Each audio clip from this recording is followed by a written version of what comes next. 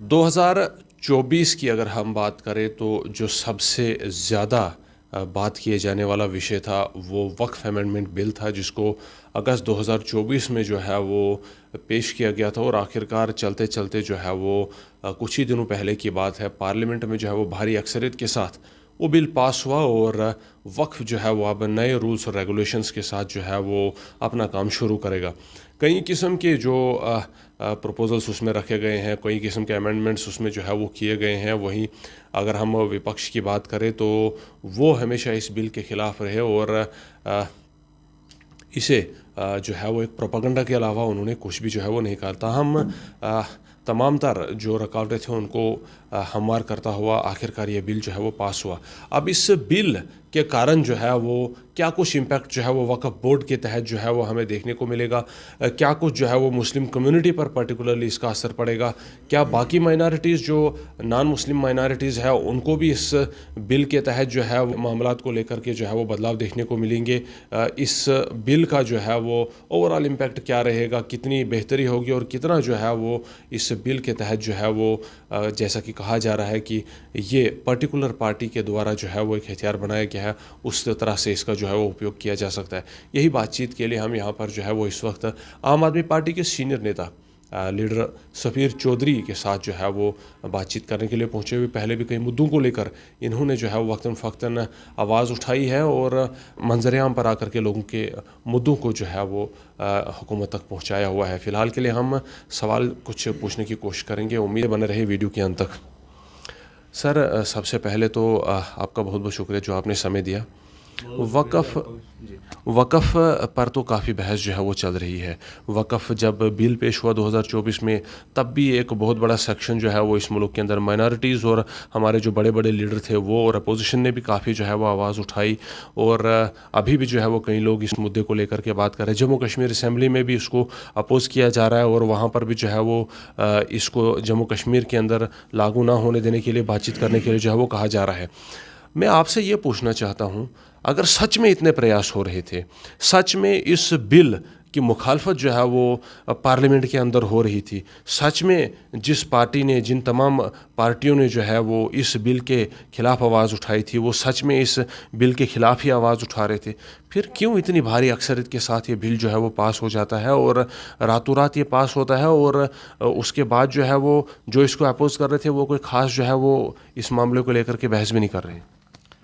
हाँ, देखिए, जहाँ तक इस बिल की बात है कि भाई संसद में पास हुआ, पिछले 1 साल 1.5 साल से ये लगभग इसको पूरा पॉलिटिसाइज़ किया जा रहा था भारतीय जनता पार्टी की तरफ से और इसको एक लिफाफे के अंदर पैक करके बताया जा रहा है कि जी मुसलमानों के लिए और गरीब मुसलमानों के लिए बड़े कोई फ़ायदे का काम लेके आएगा। तो मैं बताना चाहूँगा आपको कि भाई सबसे पहले तो हिंदुस्तान के संविधान की धज्जियाँ उड़ाने में भारतीय जनता पार्टी का कोई जवाब कहीं नहीं है। ये सिर्फ अपना नंबर होने की वजह से कि भाई आपकी बहुमत है, वहाँ पर आपके पास नंबर्स अवेलेबल हैं, आप कोई भी कैसा भी बिल ला के पास कर सकते हैं वहाँ पर, सिर्फ वो एक एज लेके ये किसी की कोई सुनवाई वहाँ पर नहीं करते हैं और कैसा भी बिल ला के पास करते हैं। ये बिल जो है वो कहाँ कहाँ नुकसान करेगा, सबसे पहले तो इसने नुकसान किया संविधान का। संविधान को कमज़ोर करने का काम किया गया। आर्टिकल 25, 26, 27, 31 इन सारे आर्टिकल्स को ध्वस्त किया गया है वहाँ पर इस बिल को ला के कि भाई उनको मतलब बुरे तरीके से धज्जियाँ उड़ाई गई हैं। उन आर्टिकल्स के होते हुए ये बिल नहीं पास हो सकता था, पहली बात। दूसरा बताएंगे कि भाई जैसे एक लिफाफे के अंदर पैक करके बताया जा रहा है कि भाई जी मुसलमानों के लिए बड़ा ये कोई हित का काम हो रहा है, तो मैं आपको बताना चाहूँ कि ये किन ज़मीनों पर डाका डालने जा रहे हैं। बेसिकली इनको एक चंक ऑफ लैंड, अगर हम कहें कि अगर हिंदुस्तान की कोई बड़ी ऑर्गेनाइजेशन को, बड़ी संस्था जो है वो था रेलवे, जिसके पास ह्यूज लैंड ऑफ जो है हिंदुस्तान के अंदर अवेलेबल था, तो उसको बेच दिया गया आपके सामने। आज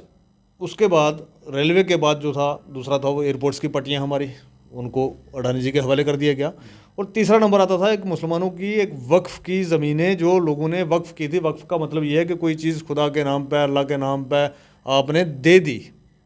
कि भाई ये मुसलमानों के किसी काम के लिए आए, मस्जिद बनाने के लिए काम में आए, कब्रिस्तान बनाने के लिए काम में आए, कोई मदरसा बनाने के लिए काम में आए, या इससे कोई पैसा जनरेट करके तो मुसलमानों की भलाई के लिए कुछ किया जाए, तो उसको कहते हैं वक्फ़। अब वक्फ़ की ज़मीनों का ये जो इन्होंने निकाला है कि भाई पहले क्या था कि भाई कोई अगर मान के चलते हैं फॉर एग्ज़ाम्पल मैंने कोई अपनी 10 कनाल ज़मीन कहीं से दे दी कि जी ये मैं वक्फ करता हूँ अल्लाह के नाम पे, इसमें चाहे आप कब्रिस्तान बना लें, चाहे आप कुछ और बना लें, और अगले 10 साल तक उस पर कोई काम नहीं हुआ, कोई वो यूज़ में चीज़ नहीं आई, तो कोई आया और कब्ज़ा करके बैठ गया वहाँ पर। वक्फ का ला ये कहता था कि एक बार आपने वक्फ कर दी, दोबारा उसके ऊपर कोई इंक्रोचमेंट करके इस तरीके से नहीं ले सकता उसको। आप अगर वो इंक्रोचमेंट किसी ने कर लिया तो पहले के ला के मुताबिक हम जाते थे डीसी के पास, कलेक्टर के पास, पुलिस के पास कि जी देखिए ये वक्फ की ज़मीन थी, किसी ने वक्फ को डोनेट की थी और ये इस तरीके से किसी ने इस पर कब्ज़ा कर लिया है। तो होता क्या था कि भाई वो आदमी आके, जो भी वहाँ का ऑफिसर होता था हमारा कंसर्न, तो वो उसको उठा के ज़मीन को खाली करके वक्फ के हवाले करता था। अब ऐसा नहीं होगा। अब क्या है कि भाई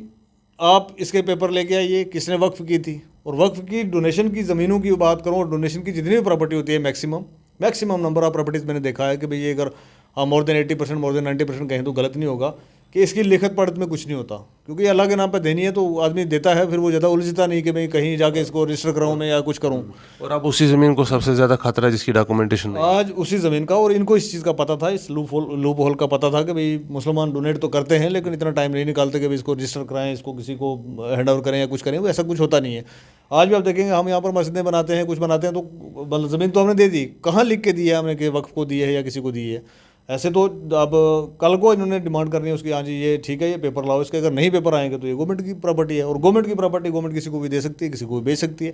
तो ये बेसिकली इसके पीछे रीज़न था कि जिस रीज़न को इन्होंने अमेंड करके वहाँ से लॉ में चेंजिंग ला के तो मुसलमानों की ज़मीनों को हड़पने का काम किया है। पहला काम तो ये था भारतीय जनता पार्टी का, और दूसरा इसके पीछे मिशन था कि भाई हिंदुस्तान के मुसलमानों को ये बता दिया जाए कि भाई आप सांस भी हमारी मर्ज़ी से लेंगे, आपकी गर्दन पर पैर रख के हम वो सब करेंगे जो हम करना चाहते हैं। और ये जो है वो मतलब हमारे हिंदुस्तान के अंदर मोर देन 80% जो है वो एक कम्युनिटी है, हमारे हिंदू भाई बहन, तो उनको दिखाया जा रहा है कि देखिए जी हमने मुसलमानों की गर्दन किस तरीके से मरोड़ी है, इस गर्दन मरोड़ने के बदौलत जो है हमें आगे वोट देती रही है और हम सरकार में बैठे रहे हैं। ये जो चीज़ें हो रही हैं ये डेवलपमेंटल वर्क्स नहीं है, ये कोई हिंदुस्तान को आगे ले जाने वाला काम नहीं है। आप देख सकते हैं दुनिया के अंदर जहाँ पर भी इस तरीके की मजहबी तनाव पैदा हुए हैं वो कंट्रियाँ ख़त्म हो गई हैं, इकनॉमिकली वीक हो गई हैं। ये कोई मुल्क को आगे ले जाने वाला काम जो है बंदोबस्त जो है नहीं नज़र आ रहा है। दूसरा आपका सवाल था कि भी जैसे हमारे जम्मू कश्मीर की असेंबली के अंदर इस टाइम पे जो रक्स चल रहा है, इसको मैं कंडेम करता हूँ कि भाई एक तरफ इसमें बिल्कुल बेनकाब हो गए हैं उमर अब्दुल्ला साहब कि भाई एक तरफ वो टुलिप गार्डन में मंत्री साहिबान का वहाँ पर वेलकम कर रहे हैं, उनके साथ सेल्फियाँ खींच रहे हैं जिन्होंने इस बिल को पुश किया था पार्लियामेंट के अंदर। मैं तो समझ सकता हूँ कि भाई ये जो 3-4 दिन पहले जो एक मीटिंग कॉल की गई थी वक्फ बिल आने के इमीडिएट बाद के बीच आल MLAs को वहाँ पर बुला के तो हम मीटिंग करेंगे और हम इस पर ये हल्ला करेंगे, तो मेरे हिसाब से उस दिन ये डिसाइड हुआ कि मैं टुलिप गार्डन घूमूंगा फारूक अब्दुल्ला साहब को साथ लेके, वेलकम के लिए जो वहाँ पर पट्टियाँ बिछाई जाएंगी, क्योंकि अमित शाह जी भी इमीडिएट मुसलमानों को सौगात हिंदुस्तान के अंदर दे के तो कश्मीर पहुँचे हैं, उनका वेलकम करने बैठेंगे। और बाकी आपने MLAs को बता दिया कि आप वहाँ पर जो है असेंबली के अंदर जाके भौंकना शुरू कर दें। मैं इसको भौंकना इसलिए कह रहा हूँ क्योंकि आप अगर चाहते कि यहाँ पर कोई किसी तरीके का कोई आप यहाँ पर कोई जो है असेंबली के अंदर बात करना चाहते हैं, कोई आर्टिकल पास करना चाहते हैं, कोई कुछ करना चाहते हैं आप, तो आपका चीफ मिनिस्टर आपके साथ वहाँ पर होना चाहिए था। हालांकि यहाँ पर देखा जाए मुस्लिम की मेजॉरिटी भी है। हाँ, उसके बाद स्पीकर आपका है, ब्रॉड मेजॉरिटी के साथ आप जीत के आए हुए हैं, तो आपको इकट्ठे होकर आपको जो चीज़ लानी थी वो ला सकते थे आप, उसको में कोई रुकावट नहीं थी। लेकिन वो ना करके आपने उधर बीजेपी को खुश करने के लिए आप टुलिप गार्डन घूम रहे हैं, आप जाके होम मिनिस्टर साहब को एयरपोर्ट से रिसीव कर रहे हैं और वहाँ पर रेड कारपेट आपके लिए बिछाए जा रहे हैं और वो सारी चीज़ें की जा रही है। और दूसरी तरफ आपका ही स्पीकर जो है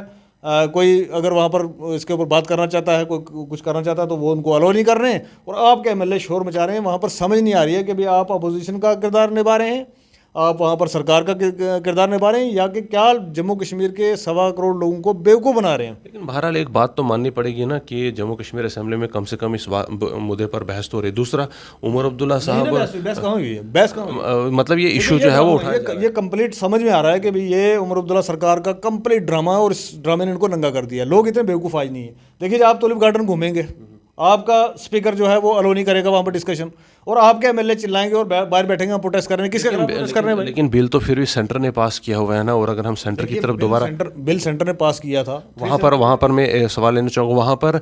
माइनॉरिटी अफेयर्स मिनिस्टर के लिए कहा जा रहा है कि उनके द्वारा जो है वो ये माइनॉरिटीज़ के फेवर में जो है वो बिल पेश किया गया था। तो क्या आपको लगता है कि वहाँ पर भी जो है वो, जैसा आप कह रहे हैं कि यहाँ पर एक एक्ट किया जा रहा है, वहाँ पर भी पॉसिबिलिटी है कि माइनॉरिटी अफेयर्स मिनिस्टर ने सिर्फ एक्ट किया हो और पीछे बिल किसी और ने सामने रखा हो? देखिए बिल तो भारतीय जनता पार्टी के ये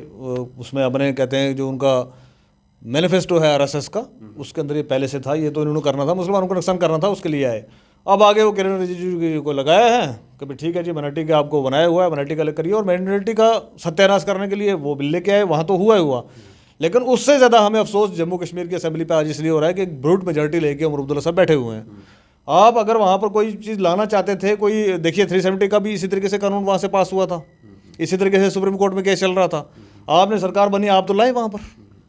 आप तो मेमोरेंडम वहाँ पर लाए ना, कम से कम गवर्नर को इतना मेमोरेंडम तो दिया आपने, कभी हम इसको नहीं मानते हैं। वो देने के लिए इस बार आप तैयार नहीं हुए। एक ऐसी स्टेट जो मुस्लिम मेजॉरिटी स्टेट है, जिसके अंदर आप मेजॉरिटी के अंदर जीत के बैठे हुए हैं, 50 से ज़्यादा मुसलमान एमएलए हैं वहाँ पर, और आप वहाँ पर शैतानी और बदमाशियाँ इस तरीके से करेंगे कि भाई आपको सिंपल क्या करना था,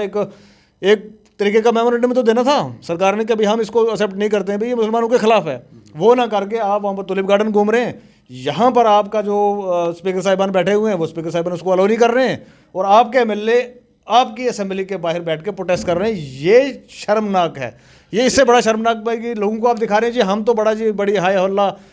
इस अमेंडमेंट से हमारा तो मुसलमानों का बड़ा नुकसान हो गया, हम साथ हैं, लेकिन इंटरनली आप किसके साथ हैं वो नकाब जो है वो उतर गया है। लेकिन ये तो इस वक्त की हम बात कर रहे हैं, अभी के नेता जो है वो किस तरफ और क्या कुछ रोल जो है वो अदा कर रहे हैं। आपने कहा कि ये जो है शुरू से ही आरएसएस का जो है वो एक प्रोपेगेंडा था और उन्हीं के द्वारा ये सब किया गया है। हम इल्ज़ाम किस पर लगाए? जैसा कि पहले भी आपने कहा कि वक्फ के लिए जब हम प्रॉपर्टी देते, अल्लाह के नाम दे दी, तो डॉक्यूमेंटेशन कौन करता है? दे दी तो दे दी, इसलिए 80-90% प्रॉपर्टी ऐसी दे दी गई है, उसी को खतरा है।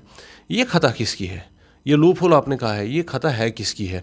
इसका भी इल्ज़ाम और दूसरों पर लगाए, क्योंकि इसी किस्म का सवाल 370 पे उठा था। 370 पे भी फिर जवाब ये दिया गया कि 70 साल तक आपके पास था, आप क्या करते रहे? क्या हम किसको जिम्मेदार ठहराए? अगर हमारे लोगों ने खुद ज़मीनें दी, उसकी डॉक्यूमेंटेशन नहीं की, ये लूप होल खुद बनाया हुआ है, क्या उन लोगों को भी जो है वो हम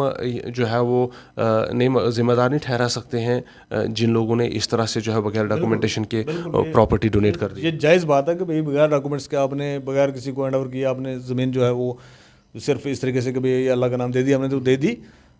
ये जो चीज़ें, ये जो प्रैक्टिस थी, ये बिल्कुल हम समझते हैं कि बिल्कुल ये जो इस तरीके से नहीं होनी चाहिए। आपको चीज़ दे रहे हो तो थोड़ा सा उसके लिए पेन लेके आपको उसके डॉक्यूमेंटेशन और पेपर सारे कार्रवाई करनी चाहिए, आपको ये होना चाहिए था। लेकिन मैक्सिमम क्या होता है कि भाई डोनेट करने वाला आदमी सोचता है कि यार ये चीज़ तो मैं अल्लाह के लिए दे रहा हूँ, और ये सिर्फ मुसलमानों के अंदर नहीं, ये तो हिंदुओं के अंदर भी है भाई। किसी ने मंदिर के लिए, किसी ने किसी और चीज़ के लिए, किसी मठ के लिए जगह दे दिया, वो कहाँ यार घूमता फिरेगा कि भाई अब कहाँ से मैंने आपको इसको रजिस्टर करा के देना है। लोग टाइम बचाते हैं कि यार नहीं, टाइम हमारे पास दे दिया हमने, हम तो इसका वापस क्लेम कर नहीं रहे हैं। तो आप जाने डिपार्टमेंट तो किस तरीके से, उसके अंदर डिपार्टमेंट का भी एक लूप होल रहा कि डिपार्टमेंट ने भी उसके डॉक्यूमेंट्स जो है वो जल्दी तैयार, पॉसिबिलिटी है कि होनी चाहिए थी उसके अंदर। लेकिन अब वो ना सारा हो के ये लूप होल ढूंढ के, आज तक इतनी सरकारें रही हैं, किसी ने नहीं इसके ऊपर ध्यान दिया, और किसी ने नहीं इस तरीके से, कोई बेसिकली नीयत नहीं थी किसी की कि भाई इसको ख़राब किया जाए, किसी की नीयत नहीं थी कि मुसलमानों की ज़मीनें छीनी जाएँ, किसी की नीयत नहीं थी कि भाई इस तरीके से मुसलमानों को नुकसान किया जाए, तो चलता रहा। आज जब उस तरीके की सरकार, उस तरीके के वो एजेंसी में कहूँगा कि वो आई है कि भाई जिसने ये मतलब पहले से एक फैसला करके रखा है कि मुसलमानों का नुकसान करना है, मुसलमानों को इस तरीके से रेन करना है, मुसलमानों को इस तरीके से बेइज्जत करना है हिंदुस्तान के अंदर, तो वो लेके आए बिल और उन्होंने इसको अमेंड किया। आप थोड़े दिनों के बाद देखेंगे भाई फलां प्रॉपर्टी फलां गवर्नमेंट ने छीन ली, फलां जगह छीन ली, और फलां इनके दोस्तों को चली गई। ये तो होता रहेगा। लेकिन जम्मू कश्मीर का उमर अब्दुल्ला साहब की सरकार से हमारा बहुत बड़ा गिला है, और बहुत बड़ा अफसोस लगता है कि एक ब्रूट मेजोरिटी लेने के बाद, एक फुल फ्लैग मुस्लिम स्टेट होने के बावजूद आप इस तरीके का ड्रामा करेंगे। एक तरफ आप रेड कारपेट बिछा के उनका वेलकम करेंगे, खुद हाजिर होंगे नहीं असेंबली में, आपका स्पीकर अलाउ नहीं करेगा, और आपके एमएलए वहाँ पर बैठ के स्ट्राइक करेंगे और प्रोटेस्ट करेंगे और कहेंगे देखिए जी वाह वाह बड़ा हमारा साथ नुकसान हो गया। तो ये सारी चीज़ें जो है जम्मू कश्मीर के 1.25 करोड़ लोग जो हैं वो जानते हैं, समझते हैं कि भाई किस तरीके की चालाकियाँ की जा रही हैं। हमें अफसोस इस बात का हो रहा है कि नेशनल कॉन्फ्रेंस को हम यहाँ पर नेशनल कॉन्फ्रेंस को हम लेके आए थे सरकार में, इसलिए कि भाई भारतीय जनता पार्टी के खिलाफ। आज भारतीय जनता पार्टी में और नेशनल कॉन्फ्रेंस में कोई फर्क नज़र नहीं आ रहा है, इस चीज़ का बहुत अफसोस है। पॉसिबिलिटी कितनी है इस वक्फ की जो प्रॉपर्टी है उसमें वो प्रॉपर्टी भी डोनेट कर दी हो किसी ऐसे इंसान ने जो उसकी थी नहीं और बगैर डॉक्यूमेंटेशन के डोनेट हुई थी तो उसने वो भी डोनेट कर दी हो? क्या ऐसी पॉसिबिलिटी है? ऐसा नहीं होता है कि भाई कोई प्रॉपर्टी आपकी प्रॉपर्टी और मैं डोनेट कर दूं, ऐसा नहीं होता है। क्योंकि ये अल्लाह के नाम पे कोई चीज़ देनी है तो कोई आदमी मतलब दागदार चीज़ नहीं देगा कि किसी की चीज़ छीन के, तो वो अल्लाह के घर पे भी नहीं होती है। चलो दुनिया तो ये यहाँ तक है भाई इसको सरकार छीनेगी या किसको क्या करेंगे, लेकिन आखिरत का उसका जो अजर है वो भी नहीं मिलता है। तो इस तरीके का नहीं होता है, और खासकर मुसलमानों के अंदर इस तरीके की नहीं होती है कि भाई आपकी कोई हराम की कोई चीज़ ला के आप तो डोनेट कर दो भाई कौम के लिए, वो नहीं चलती है। इस तरीके का कोई नहीं है। लेकिन बेसिकली जो करने जा रही है सरकार वो ये है कि मैक्सिमम नंबर ऑफ लैंड जो है वो उनके डॉक्यूमेंट्स नहीं होते हैं, कब दी थी, किसने दी थी, कैसे दी थी, क्या किया था। तो इन सारी चीज़ों को जो है एक साइड पर रख के, तो मैं समझता हूँ कि भाई इनको इस लूप होल का पता था और इस लूप होल का फ़ायदा उठाते हुए अगली बार आप देखेंगे भी और 2-4-6 महीने के बाद पता लगेगा मुसलमानों को कहाँ कहाँ से प्रॉपर्टियाँ छीन ली गई हैं। मैं यहाँ की एग्जांपल देना चाहूँगा आपको। ये हाईवे के ऊपर बिल्कुल प्राइम लोकेशन पर जगह है हमारे पास ईदगाह की। कौन सा पेपर दिया और किसने दिया हुआ जिसने डोनेट की थी ज़मीन? आज 300 से ज़्यादा, 300 कनाल से ज़्यादा की ज़मीन है वो जिसमें ईद पड़ी जाती है, ईदगाह के लिए वो रखी गई है। इनकी नज़र आप थोड़े दिनों के बाद देखेंगे, नहीं मिलेगी आपको। ये इन्हीं कानूनों की वजह से जो है ये हमारी ज़ियारतें छिन जाएंगी, हमारी ईदगाहें छिन जाएंगी, हमारे कब्रिस्तान छिन जाएंगे और कब्रिस्तानों के ऊपर बिल्डिंगें बननी है। ये तो मुसलमानों के साथ होने जा रहा है हिंदुस्तान के अंदर, इसमें तो कोई दोहराई वाली बात नहीं है, ना कोई डरने झिझकने वाली बात है कि ये नहीं होने वाला। लेकिन गृह मंत्री द्वारा तो बार बार ये कहा जा रहा है कि धार्मिक मामलों के साथ हमारा कोई लेन देन होगा ही नहीं है, धार्मिक मुद्दों के साथ हम जो है वो बिल्कुल भी नहीं वक्फ के अंदर कुछ जो है वो छेड़छाड़ करेंगे। सिंपली कह रहे कि एडमिनिस्ट्रेशन में हिंदूज भी लाए जाएंगे और महिलाएं भी लाई जाएंगी। देखिए भाई क्यों लाए जाएंगे, यहाँ पर हमारे पास एक बड़ी ऑर्गेनाइजेशन है हिंदू हमारे भाइयों की, एक बड़ी ऑर्गेनाइजेशन है यहाँ पर, माता वैष्णो देवी श्राइन बोर्ड। कितने मुसलमान रखे हुए हैं आपने उसमें? और अगर उसमें मुसलमान नहीं है तो फिर आपको वक्फ बोर्ड के अंदर हिंदू भाई हमारे क्यों चाहिए भाई? देखिए जो प्रैक्टिसिंग मुसलमान होगा जी 5 साल का वो सर्टिफिकेट ले आएगा, उससे पहले तो डोनेट नहीं कर सकता। इस तरीके की आप चीज़ें उस लाज के अंदर लेके आएंगे और फिर कहेंगे जी हम देखिए मुसलमानों के भले के लिए लेके आए हैं और हम बड़ा इसमें पारदर्शिता कर लेंगे। वुमेन्स का लेके बड़ा बताया जाता है कि जी वुमेन जो है इसके अंदर नहीं होती थी पहले, तो अब हमने रखी हैं। अगर भाई पहले नहीं होती थी तो इतनी सारी वुमेन्स जो आपने चेयरमैन बना रखी हैं, मेंबर्स बना रखी हैं बहुत सारे स्टेट्स के अंदर, हमारी स्टेट की तो खुद जो है वो डॉक्टर साहिबा जो है महिला हैं और चेयरपर्सन है पिछले 5 साल से, तो फिर वो कैसे थी? ये सब जो चीज़ें हैं ये मुसलमानों को गुमराह करने के लिए और गरीब मुसलमानों का नाम लेके गरीब मुसलमानों को गुमराह करने के लिए ये सारी चीज़ें की जा रही है। बेसिकली हिंदुस्तान के अंदर मुसलमानों का किस तरीके से नुकसान हो, किस तरीके से इनको नीचा दिखाया जाए, किस तरीके से इनको बेइज्जत किया जाए, वो जो कारोबार है वो भारतीय जनता पार्टी का अपोजिशन क्यों नहीं ये बात जो है वो सामने रखते? किसान आंदोलन हुआ तो बहुत बड़ा रोल अदा किया है कांग्रेस ने। और उसके बाद की अगर हम बात करें बाकी जगहों पर जो मुद्दे थे, जब भारत के अंदर इलेक्शनों की बारी आई तो भारत जोड़ो यात्रा जैसी एक बड़ी यात्रा कांग्रेस ने की, राहुल गांधी खुद पैदल चले हैं उसमें। तो इस मुद्दे को लेकर के फिर इतने कुछ संगीन इकदाम क्यों नहीं उठाए गए हैं? और खासकर बिल पास हुआ उसके बाद कोई जो है वो बड़ा प्रोटेस्ट नहीं देखा, कुछ नहीं। क्या ये तो ऐसा लगता है कि जैसे अपोजिशन जो है वो पहले ही इसमें अकरारनामा जो है वो ले चुकी थी और ये सिर्फ एक ढोंग रच रही है या फिर एक नाटक जो है वो कर रही है इस वक्त, ताकि कहीं जो है वो माइनॉरिटीज जो है वो एक जगह इकट्ठी ना हो जाए? हिंदुस्तान के अपोजिशन की भी अपनी प्रॉब्लम्स रहती हैं, लेकिन हिंदुस्तान के सबसे बड़े मंदिर, सबसे बड़े पटल पे जितना एक पॉसिबल था मैं समझता हूँ कि उससे भी ज़्यादा, और हमारे खासकर वो हिंदू भाई और वो हिंदू लीडर्स जिन्होंने मुसलमानों के इस काले कानून को जो मुसलमानों के ऊपर थोपने से रोकने के लिए जितना वो कर सकते थे, और आपने देखा होगा पार्लियामेंट की स्पीचेस, कोई ऐसा नहीं है कि जिसने वहाँ पर बात नहीं की है। अपोजिशन की अगर बात करें हम, वो बियॉन्ड द पार्टी लाइन्स किसकी पार्टी से था क्या था, लेकिन जो जायज़ था लोगों ने उसके ऊपर बात की है। लेकिन भारतीय जनता पार्टी के पास एक कह जाए कि उनके पास अपना नंबर है, अब वो नंबर का कार्ड जितना मर्जी आप बोलते रहिए, जितना मर्जी आप कहते रहिए, आपकी चीज़ें नहीं सुनी जाएंगी। आपने अमेंडमेंट्स दी वो नहीं वहाँ पर एक्सेप्ट की गई और उसके बाद बिल पास कर दिएगा। वो तो इनको करना था, पहले से डिसाइडेड था ये बिल पास होगा इस तरीके से। और भारतीय जनता पार्टी ने अपने 282 लोगों का जिनका उनका वहाँ पर वोट लिया है ना, तो वो 282 लोगों में से 3-4 को छोड़ दें अगर ऊपर वाले, तो बाकी वालों को लोग जानते भी नहीं हिंदुस्तान के अंदर ये कौन MP है और कहाँ से आया हुआ है। तो वो 3-4 लोगों के बीच में ये डिसीजंस होते हैं, और 3-4 में भी अगर जाएंगे तो फिर 2 ही लोग बचते हैं, अमित शाह जी और मोदी जी, जो डिसीजन रात को उनको सपने में आता है कि भाई आज कल ये नुकसान करना है मुसलमानों का, कल ये नुकसान करना है, तो उसके लिए बिल बना के लाते हैं और पास करवाते हैं। ये तो पिछले 10 साल से हम देखते आ रहे हैं। और अगले 5 साल भी इसको चलना है। तो इसमें यह है कि भी एक तो हम शुक्रगुजार हैं अपोजिशन का कि उन्होंने मुसलमानों की बात की वहाँ पर, और उसके बाद आगे जो भी लाएबल बनेगा उसके अंदर अगर अपोजिशन जो है मुसलमानों का साथ हिंदुस्तान के अंदर देती है तो हम उनका उसके लिए भी वेलकम करेंगे और शुक्रगुजार। फर्दर जो है वो कह रहे हैं कि सुप्रीम कोर्ट की तरफ इस मुद्दे को ले जाए। मुस्लिम पर्सनल लॉ बोर्ड की अगर बात करें तो उन्होंने भी जो है वो फैसला ले लिया है कि वो सुप्रीम कोर्ट में रजू करने वाले हैं। क्या अपोजिशन का भी जो है वो ऐसा कुछ किरदार रहेगा सुप्रीम कोर्ट? देखिए, हिंदुस्तान के अंदर मुसलमानों का जो हाल हो रहा है उस पर मैं सुप्रीम कोर्ट के अंदर हमारा एक विश्वास एक रहता है कि भाई चलिए कुछ भी है जो कोर्ट जाएंगे हम देखेंगे, लेकिन जिस तरीके के कोर्ट के डिसीजंस कुछ पिछले सालों में आए हैं वहाँ पर भी अब ये शक पैदा हो गया कि वो जो जज साहिबान सुनेंगे वहाँ पर, उन जज साहिबान में से कोई एक भी अगर ये जहन के अंदर रखता हुआ कि मुझे रिटायरमेंट के बाद वहाँ पर मेंबर ऑफ पार्लियामेंट बनना है, मुझे किसी बोर्ड का चेयरमैन बनना है, तो फिर मुझे नहीं लगता कि वहाँ से मुसलमानों को कोई जो है ख़ास राहत मिलने वाली है या हम कोर्ट जाएंगे तो कोई बड़ी राहत मिल जाएगी। हाँ, अलबत्ता ये है कि भाई अगर वहाँ पर कोई ईमानदार जज रहे जिसको ये एमपी वेमपी नहीं बनना है, किसी बोर्ड का चेयरमैन नहीं बनना है रिटायरमेंट के बाद, तो वो अगर लॉ की बात करेगा, कानून के हिसाब से चलेगा, ईमानदारी से देखेगा, जो हमारे संविधान के मुताबिक जो चीज़ें हैं उसको देख के अगर करेगा तो फिर तो डिसीजन मुसलमानों के हक में आना चाहिए। लेकिन बहुत सारे ऐसे पीछे हमने देखा है कि बहुत सारे ऐसे जो एमपी साहिबान थे हमारे बाद में वो एमपी बने जज साहिबान हमारे, तो वो फैसला मुसलमानों के खिलाफ दे के गए हैं। तो आगे भी हम कोई मतलब इतना बड़ा कोई उम्मीद नहीं रख सकते कि भाई जी सुप्रीम कोर्ट जाएंगे और पता नहीं कौन सी राहत मिल जाएगी। हाँ, लकीली कोई ईमानदार जज मिल जाए जो जिसको संविधान की कदर हो, जिसको बाबा भीमराव अम्बेडकर के बनाए हुए संविधान की थोड़ी सी जिसकी कसम उठा के आते हैं, थोड़ी सी अगर उसकी कोई इज्जत हो तो हमारे हक में फैसला आ जाए, अदरवाइज आ जाए, ऐसा पॉसिबल नहीं लगता है। यानी कि सुप्रीम कोर्ट पर भी जो है वो अब आपको एतबार जो है वो नहीं है कि इस मामले को लेकर जो है वो कोई बेहतर फैसला आएगा? देखिए, बहुत सारे फैसले इससे पहले आए हैं, बहुत सारे फैसले इससे पहले आए हैं जिन्होंने फैसले दिए वो आपको रिटायरमेंट के बाद या तो वो मेंबर ऑफ पार्लियामेंट बने हुए दिखे या आपको किसी न किसी बोर्ड का चेयरमैन बने हुए दिखे। तो ये सारी चीज़ें देख रहे हैं हम, और पूरी जनता जो है हिंदुस्तान की वो देख रही है कि भाई किस तरीके से हर एक सुप्रीम एजेंसीज जो हमारी थी, सुप्रीम एजेंसीज जिनको हम कहते थे, ईडी, सीबीआई,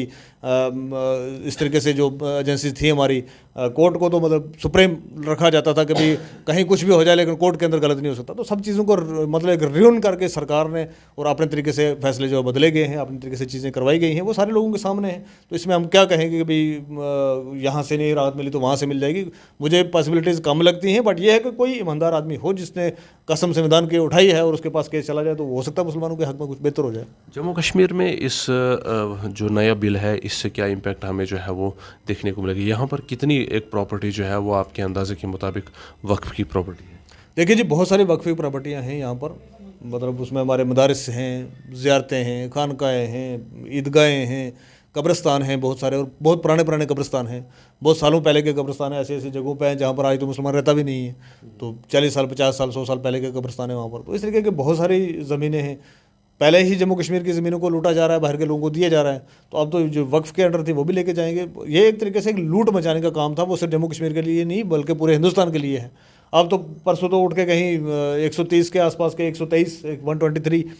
जो प्रॉपर्टीज़ हैं वो तो चिन्हित करके इन्होंने दिल्ली के अंदर रखी हुई हैं। मुझे नहीं लगता कि भाई उसमें से कोई वो जो आप मुसलमानों के पास बचेगी, जिनके लिए पहले ही कह रहे थे कि ये तो सरकार की हैं, ये तो कल को बोलेंगे जी जामा मस्जिद भी सरकार की है, जामा मस्जिद के कागज़ लाओ, कौन ला के देगा कागज़? जी कब किसी ने कागज़ बनाए थे उसके कि भाई ये वक्फ की प्रॉपर्टी है कि नहीं है, कौन साबित करेगा? तो यही वो चीज़ें होनी हैं जिनके लिए इसको अमेंड किया गया है। इसका रिएक्शन और एक्शन जो है वो अगले 2 4 6 महीने में आपको धीरे धीरे दिखना शुरू होगा, ये एकदम से नहीं दिखेगा, लेकिन एक टाइम आएगा कि आपको पता लगेगा कि इस अमेंडमेंट के बाद जो सारी की सारी ज़मीनें इकट्ठी करके अपने दोस्तों को दे दी गई हैं। प्राइम लोकेशंस पर जितनी जगह थी, जितनी मुसलमानों की प्रॉपर्टियाँ थी, वो सारी सारी दे दी गई हैं, और मुसलमानों को सेकंड क्लास सिटीजन इंडिया के अंदर बनाना था, उसी के लिए काम हो रहा है और वो कर रहे हैं। उसमें तो कोई दो राय मुझे नज़र आ नहीं रही है कि भाई जिससे हम कहेंगे नहीं हो रहा है, ये वो तो कर दिया गया है।